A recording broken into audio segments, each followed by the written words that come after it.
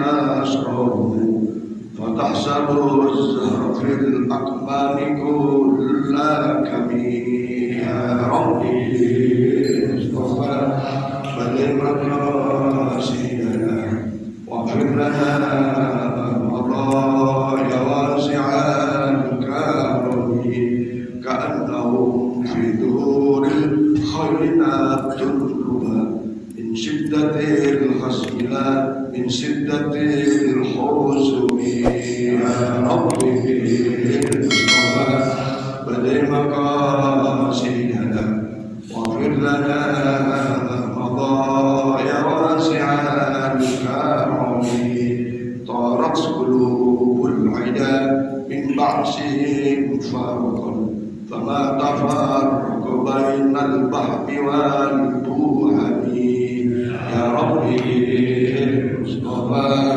بلغ مقاصدنا واغفر لنا مضايا واسع الكرم ومن تكن برسول الله نصرته إن تلقوا المصطفى أجابها تاجني يا ربي المصطفى بلغ مقاصدنا واغفر لنا مضايا واسع الكرم اللهم صل وسلم وبارك عليه وعلى آله. أعوذ بالله من الشيطان الرجيم. بسم الله الرحمن الرحيم. الحمد لله رب العالمين وبه نستعين على أمور الدنيا والدين والصلاة والسلام على أشرف الأنبياء والمرسلين سيدنا وحبيبنا شفيعنا مولانا محمد صلى الله عليه وسلم أجمعين. قال الله تعالى سبحانك لا علم لنا إلا ما علمتنا إنك أنت العليم الحكيم. رب اشرح لي صدري ويسر لي أمري واحلل عقدة من لساني يفقهوا قولي. أما بعد. Hadirin hadirat sekalian, Bapak Ibu jamaah Masjid Darussalam, jamaah salat subuh dan jamaah kuliah subuh di Masjid Darussalam. Alhamdulillah wa syukurillah, kita bersyukur kepada Allah Subhanahu wa taala atas berbagai limpahan nikmat, rahmat, taufik, hidayah yang Allah anugerahkan kepada kita. Mudah-mudahan berbagai kenikmatan itu menghantarkan kita kepada rahmat dan ridhonya dan melaksanakan berbagai amal ibadah baik yang wajib maupun yang sunnah. Mudah-mudahan ibadah kita diterima oleh Allah Subhanahu wa taala dan menjadi bagian daripada bekal kita menghadapnya. Insyaallah wafat kita husnul khatimah, mendapat syafaat dari Rasulullah Muhammad sallallahu alaihi wasallam ila yaumil kiamat. Amin ya rabbal alamin. Para jemaah sekalian yang dirahmati Allah, pertama Pak Ustaz Nasrudi Samsudin, mohon maaf tadi malam mendadak harus ke Pembawa karena orang tuanya sakit, sehingga beliau pagi ini tidak bisa hadir. Kemudian beliau minta nanti mengganti pada minggu yang keempat. Saya bilang ya, mudah-mudahan orang tuanya segera sembuh dan sehat sebagaimana semula, dan insya Allah pada minggu keempat bisa mengisinya kembali. Jadi mohon maaf saya mengisi lagi. Tentu saja satu hal yang harus menjadi pemahaman kita para jemaah sekalian. Jadi Rasulullah bersabda, "Undur maqal wala tanzur maqal." Lihat apa yang disampaikan, jangan melihat siapa yang menyampaikan. Kalau saya yang menyampaikan mungkin bosan. Tapi insya Allah apa yang disampaikan nanti ada manfaatnya bagi saya dan kita semua.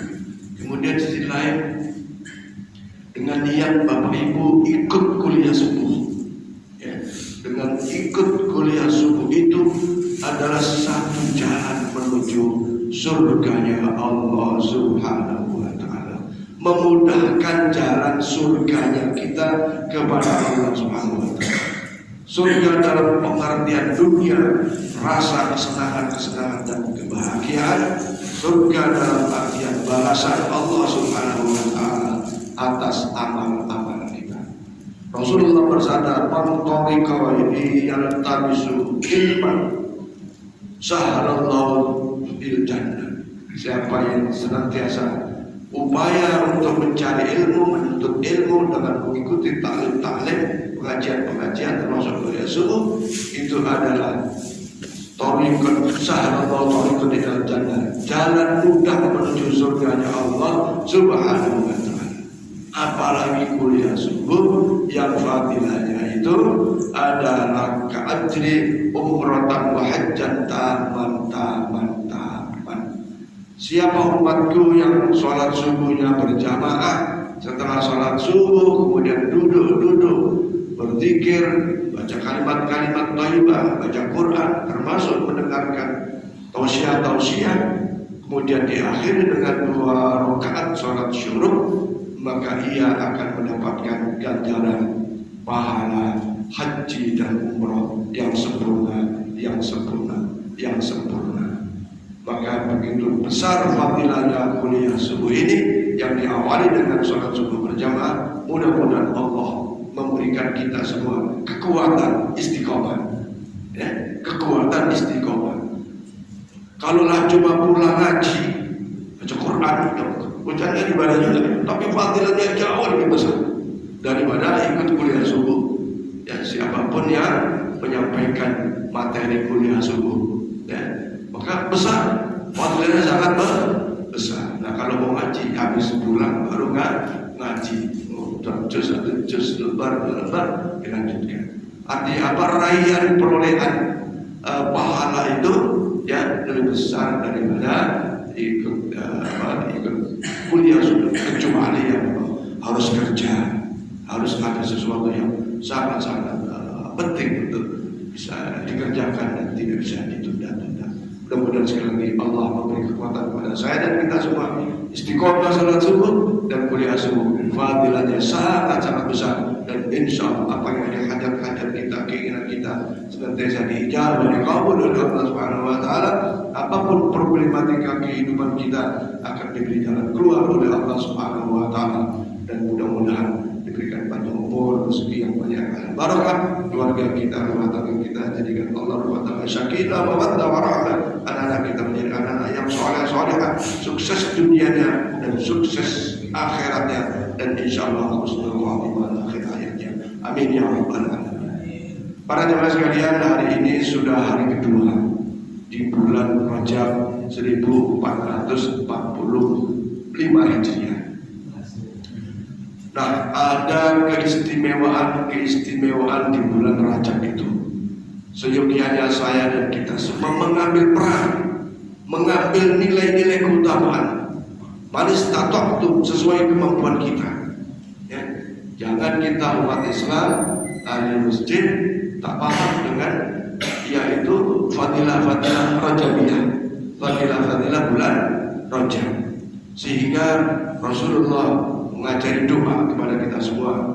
Yang pertama, doa Rasulullah yang harus kita upayakan laksanakan dalam bulan Rajab dan seterusnya, yaitu Allahumma ya Allah ya Tuhan kami, barik lana, barokailah bagi kami semua Rajab, bulan Rajab, Wasaban dan juga bulan Sya'ban. Waballighna, sampaikan kepada kami ya Allah Ramadan, bulan suci Ramadan. Wassalamah wal afiyah, dalam keadaan sehat, dalam keadaan wal afiyah. Salamah fiddin, dalam keadaan tercukupi segala kebutuhan kita, termasuk sehat badan kita. Wasyam wal qiyam, datang Ramadan, betapa nikmatnya badannya sehat, badannya kuat, terus wasyam wal qiyam, dengan melaksanakan ibadah puasa, wal qiyam, dan juga qiyam Ramadan, artinya sholat tarawih. Jangan sampai Ramadan datang nggak ada keberkahannya sehingga badannya sakit-sakitan. Ya, ada yang juga kemarin Pak ponakan saya di Jakarta Dia juga sebagai ketua masjid Rawdatul Jannah. Hari Rabu masuk rumah sakit, jam 11:30 saya di WA, tolong minta doa. Mustafa namanya, Zainal Mustafa masuk rumah sakit, jatuh dari kamar mandi. Ya, badannya seperti Pak Rian, gak apa-apa. Dari jatuh dari kamar mandi, jalan terus minta diantar ke rumah sakit Yarsi Cempaka Putih. Terus ternyata saya doain, kemudian segera sembuh dan seterusnya. Kemudian ya menjelang asar, WA lagi, innalillahi wa inna ilaihi. Bukan WA, langsung telepon ke saya, panggil saya itu Can Bagus meninggal. Usianya masih 40 tahun, Maka ya begitu, setiap yang bernyawa pasti meninggal. Insya Allah meninggal dengan husnul khatimah, dan Allah terima amal ibadahnya, Allah ampuni segala dosanya, dan nanti sama-sama kita sedekah Fatihah di akhir kuliah subuh ini. Nah, para jamaah sekalian, jadi begitu. Rajab Allah ngajari doa supaya ada keberkahan Rajab. Nah, keberkahan Rajab itu diantaranya adalah mengamalkan keutamaan bulan Rajab. Banyak sekali keutamaannya. Mudah-mudahan satu di antaranya kita bisa. Ya, satu di antaranya kita bisa. Kenapa? Yang pertama, bulan Rajab memang bulan yang dimuliakan oleh Allah. Allah Subhanahu wa taala berfirman, Bismillahirrahmanirrahim, Inna iddatasy syuhur indallahi 12 syahran fi kitabillah yauma khalaqas samawati wal ard minha arba'atun hurum ila akhir ayat. 12 bulan Allah ciptakan dalam 1 tahun. Di antara 12 bulan itu ada minha arba'atun hurum, ada 4 di dalamnya bulan-bulan yang hurum, bulan-bulan yang dimuliakan. Di antara 4 bulan itu adalah yang pertama bulan Dzulqa'dah, ya.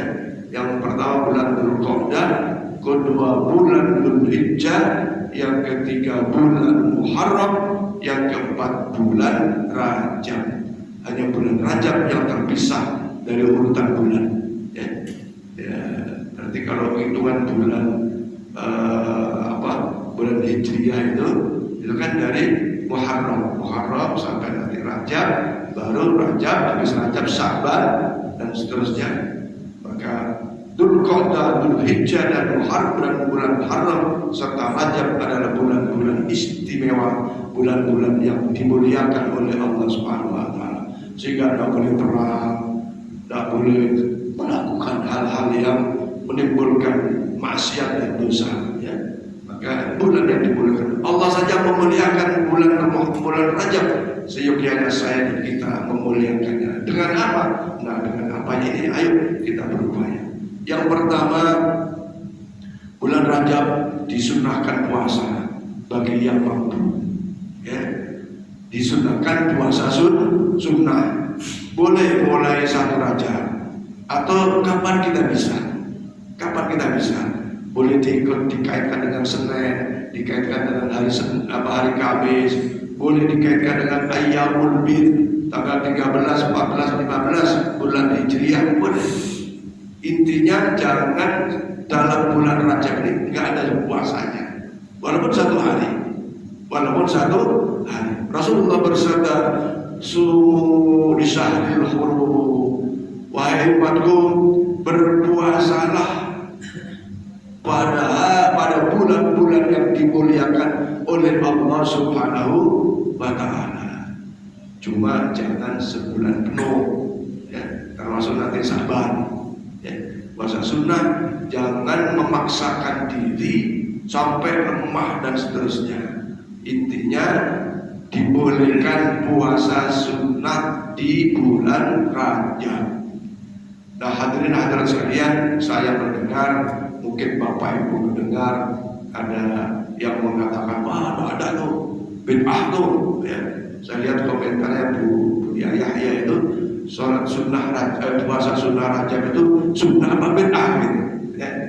Dan saya menyampaikan di dalam kitab Nailul Autor itu ada dalil umum yang membolehkan kita puasa sunnah di bulan Rajab. Apa dalilnya? Perintah Rasulullah. Nah, ini bedanya Bapak Ibu. Kalau Rasulullah itu sholat tahajud itu wajib. Bahkan para sahabat dan para tabi'in ada yang mewajibkan dirinya dalam hal sholat amalan sunnah, yaitu sholat tahajud. Sama dengan kalimat sumu. Sumu itu kan fi'il amar. Fi'il amar itu artinya perintah, berpuasalah kalian. Tapi makna sumu yang dalam ilmu nahwu itu fi'il amar, tapi para ulama menafsirinya itu bukan wajib. Walaupun perintah tapi bukan wajib. Kalimatnya sumu, berpuasalah, tapi maknanya adalah pekerjaan sunnah. Bahkan sebagian sunnah muakkad, sangat dianjurkan. Karena Allah saja memuliakan bulan mulia, maka kita sebagai hambanya dan umat Muhammad SAW yaitu melaksanakan keutamaan macam dengan puasa. Mudah-mudahan semua sehat, saya sehat. Apalagi yang masih punya hutang, ya, anak saya masih punya hutang, ada yang 3, ada yang 4, cepat bayar, gitu. Sekaligus niat bayar dulu, baru niat puasa raja. Ya. Anak saya bukan kesantaian. Saya tanya kemarin punya hutang nggak puasa? Oh punya, ada yang 3, ada yang 4, udah segera tuh, udah 2 bulan. Ya. Maka kalau ibu ada yang punya puasa, mungkin anaknya atau cucunya ingatkan supaya puasanya yang wajib dibayar. Yang kedua adalah pahala puasa raja. Ya. Jadi sekali lagi, kalau ada yang udah ada dalilnya, gimana? Ya tanya saya bisa. Kalau bapak ibu maaf sekali lagi maaf. Sekarang kan anak serba dalil. Mana dalilnya? Ya kan? Nah kalau misalnya maaf si A baca Quran aja masih geratal-geratal, bukunya tak punya, kitabnya tak punya, mau nyari dalil dari mana? Maka kata Buya Yahya dan juga dari beberapa ulama-ulama itu, dalilnya sama kiainya, dalilnya sama ustadznya, kata Gus Kiai Mustafa Bisri. Kalau mau nanya dalil, tanya sama kiainya, sama ustadznya. Ya kalau tukang kebun suruh nyari dalilnya, bukunya aja nggak bisa, nggak punya, kitabnya nggak punya. Ya. Kemudian ya maaf sekali lagi maaf, masih ada di antara umat Islam yang baca Quran saja geratal-geratal. Bagaimana punya dalil? Jadi sesungguhnya ada dalilnya, kalau saya sebut ada di dalam kitab Nadul Autor dan kitab-kitab lain. Nah, di antara bunyinya hadis Rasulullah Muhammad SAW, suhu syahid guru, berpuasalah pada bulan-bulan yang dimuliakan oleh Allah Subhanahu wa Ta'ala. Yang kedua, Bapak Ibu sekalian, bulan Rajab, bulan yang penuh dengan ampunan Allah Subhanahu wa Ta'ala. Banyak istighfar. Kalau kita merasa punya dosa, kalau kita merasa punya dosa dan dosanya ingin diampuni oleh Allah, banyak istighfar. Ya. Kalau nggak punya dosa, ya mustahil, nggak mungkin nggak punya dosa. Siapapun kita manusia pasti punya salah dan dosa kepada Allah dan dosa kepada sesama. Bahkan dosa kepada makhluk lain, pada hewan, ya hewan pencipta binatang, tapi ngasih makannya tidak baik, tidak bagus. Pelihara kucing banyak-banyak, tapi dibiarkan tidak makan, itu bukan pencipta hewan, itu namanya bisa menyiksa. Lain dengan pencinta ikan belut, ikan itu ya bagian dari ikhtiar kehidupan boleh. Ya, itu saja haknya harus dipenuhi. Ya, orang naik andong pakai kuda, naik sapi, tenaganya dipaksain, makanannya nggak dikasih, malah dosa. Maka dengan hewan saja kita harus berbuat baik. Tidak boleh itu. Nggak ada hajat, nggak ada apa, main potong aja itu daun, misalnya gitu. Kecuali ada hajat. Nah, ini hajat ini yang menjadi penting untuk melepas daripada kesalahan dan dosa. Ya karena al-hukmu yadurru ma'illah. Hukum itu timbul karena sebab. Udah bagus daun itu dilihatnya, tahu-tahu diprotes, dipetik, dipatahkan. Tidak ada niat. Kalau niatnya ingin memperindah itu boleh. Ngambil daun pisang, kenapa? Untuk masak apa namanya itu ikan pepes boleh. Tapi nggak ada apa main nggak bisa. Bahwa kullu syai'in maqamun, kullu syai'in maziyah. Setiap sesuatu itu ada keistimewaannya, ada tempat-tempatnya.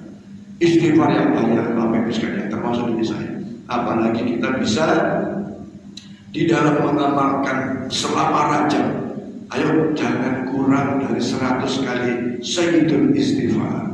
Allahumma anta rabbi la ilaha illa anta khalaqtani wa ana abduka wa ana ala ahdika wa wa'dika mastata'tu abu'u laka bi ni'matika alayya wa abu'u laka bi dhanbi faghfir li fa innahu bukan wa innahu fa innahu la yaghfiru dhunuba illa anta.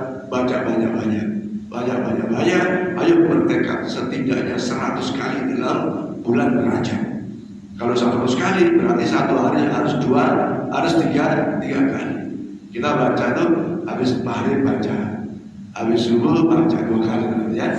Kalau kemudian wirid itu ada subuh ada Sayyidul Istighfar. Saya kira Bapak Ibu sudah hafal semua kan, dan saya tidak perlu menjelaskan lagi artinya. Tapi Sayyidul Istighfar adalah salah satu amalan yang kata Rasulullah SAW, man qala barang siapa yang membaca di sore hari dengan penuh keyakinan mengharap ampunan Allah, kemudian malam harinya meninggal, insyaallah wafat dalam keadaan husnul khotimah dan dianggap berjuang ke jalan Allah, berjuang dalam memperoleh ampunan Allah Subhanahu wa taala. Man qala fi awalil lail, siapa yang membaca pada malam di awal malam yaitu maghrib, ternyata paginya meninggal, siangnya meninggal, membaca Sayyidul Istighfar dengan penuh keyakinan mengharap ampunan Allah, maka meninggalnya dalam keadaan husnul khotimah. Bahkan sebelum itu kan banyak dosa, banyak salah, banyak maksiat, ini itu. Kok seenaknya? Itu kan hak Allah. Yaghfiru liman yasha. Allah berkehendak mengampuni siapa yang dikehendaki.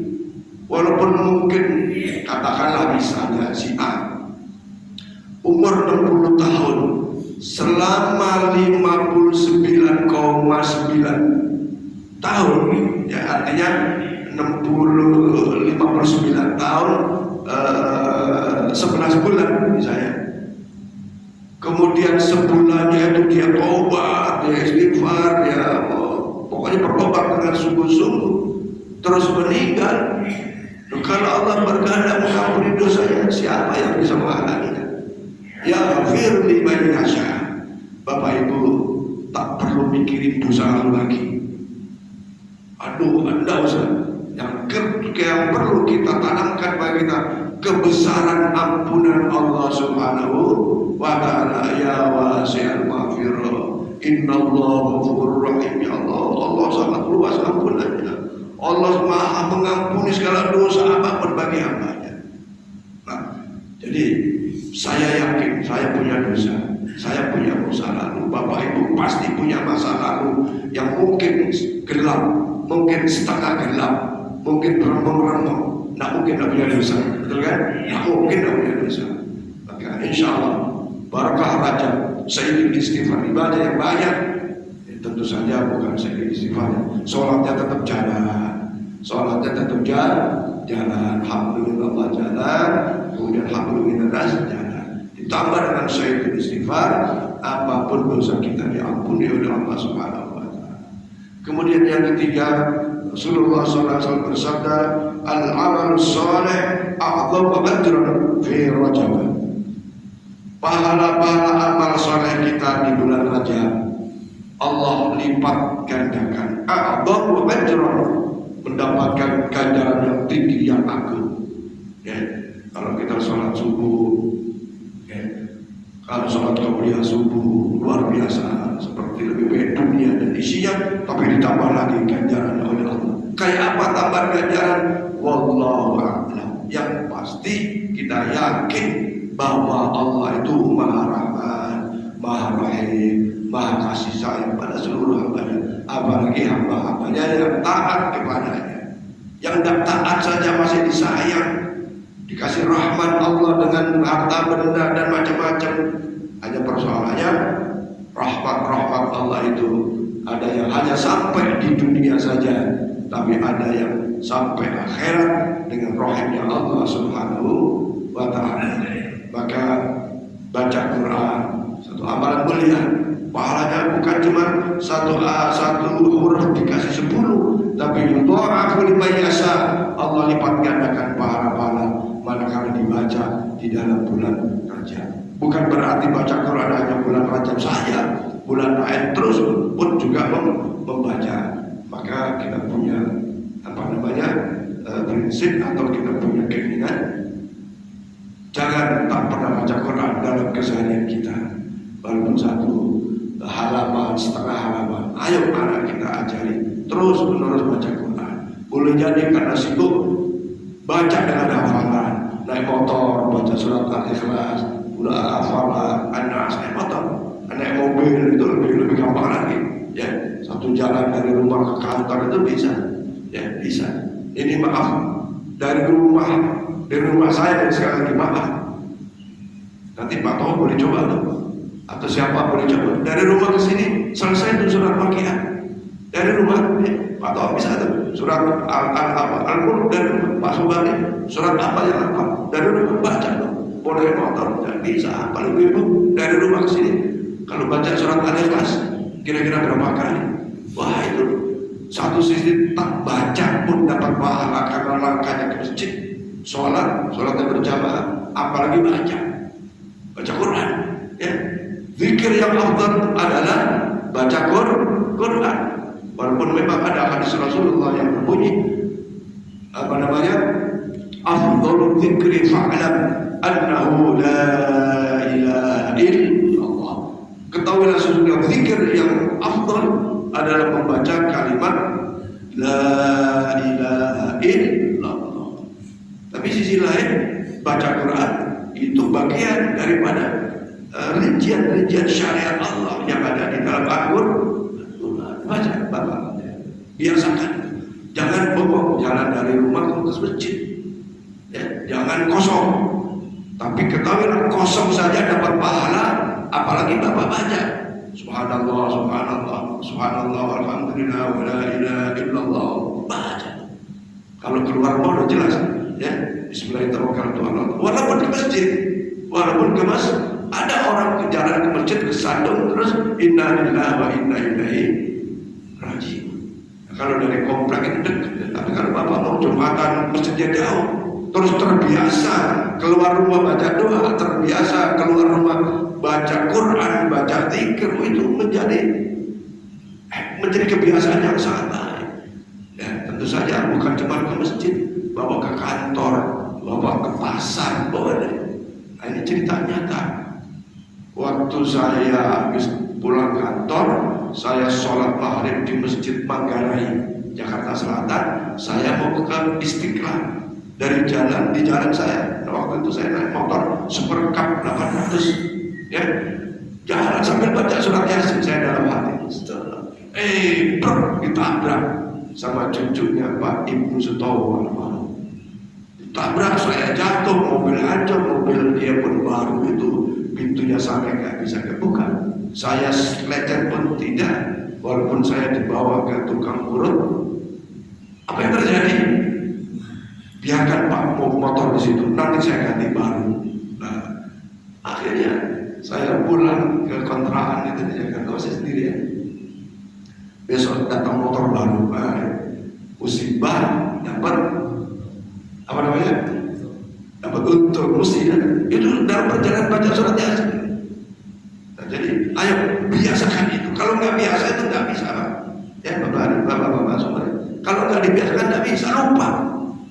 Nah, apalagi masjid, ya dulu. Ini kita harus kumpulin banyak kebaikan nih. Kita sadar banyak salah, banyak dosa. Apalagi kita kumpulin kalau nggak kebaikan. Karena itu bekal kita. Nah, nanti pada hari kiamat dan di alam barzah itu, Bapak Ibu, setiap orang yang meninggal, ya, rohnya terpisah dari jasadnya. Pada saat rohnya, jasadnya ditanam di liang lahat, rohnya ikut menempel. Kemudian di saat itulah roh merasakan, yang merasakan sakaratul maut itu rohnya, yang merasakan azab nikmat kubur itu rohnya, jasadnya hancur. Ya, seperti orang mimpi sering saya bilang. Nah, pada saat itu datang manusia yang sangat-sangat menakutkan, sangat-sangat mengerikan, dengan bau yang sangat-sangat busuk merangkul kita. Kalau kita sedang sadar, tahu-tahu ada orang gila yang bau yang menakutkan, serem, merangkul kita senang apa? Takut. Ayo, ini hadis sahih, Pak. Serem, takut apa sedang? Takut nggak Bu? Takut nggak? Tahu-tahu orang duduk kita merangkul dengan baunya, takut. Kemudian si jenazah ini bertanya, wahai fulan, siapa engkau? Min aina engkau? Siapa kamu datang merangkul aku? Takut. Akulah amalan-amalan selama engkau hidup di alam dunia. Tuh. Kalau ngeri, ya ayo kita beristighfar, banyak amal. Sebaliknya, begitu kita sudah ditinggal oleh orang yang gugur, roh kita sudah siap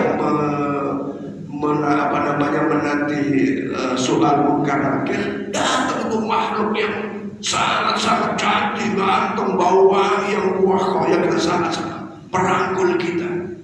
Senang apa senang? Senang, Pak. Kayak bapak-bapak dulu pacaran itu dirangkul calon istrinya. Senang apa susah? Senang, Pak.